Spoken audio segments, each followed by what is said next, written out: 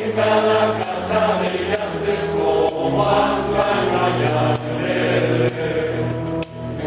Jesús marinero, hoy te vamos a regalar una barquita pequeña para que vayas a la mar y que te anhele soles con su suave balancea y que te anhele soles con su suave balancea.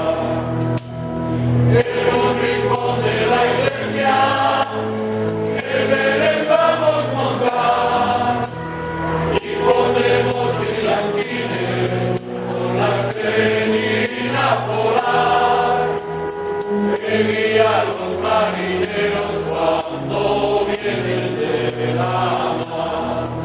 En Jesús marinero, la misa te la había tocado, regalar una barquita pequeña para que vayas a la mar y que te anhele soles con su suave balancea y que te anhele soles con su suave balancea.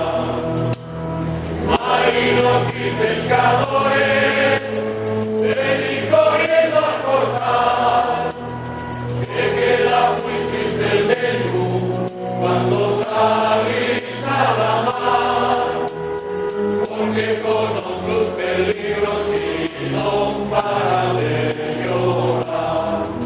En Jesús marinero, hoy te vamos a regalar una barquita pequeña para que vayas a la mar y que te anhele soles con su suave balancea y que te anhele soles con su suave balancea. Cuando llegues a Belén, no haga el ruido al entrar, porque está el niño durmiendo, no lo vayáis a despertar. Que rompen fuerte el sol, no se nos vaya a asustar. Que yo Jesús marinero, hoy te vamos a regalar una barquita pequeña para que vayas a la mar y que te anhele soles con su suave balancea y que te anhele soles con su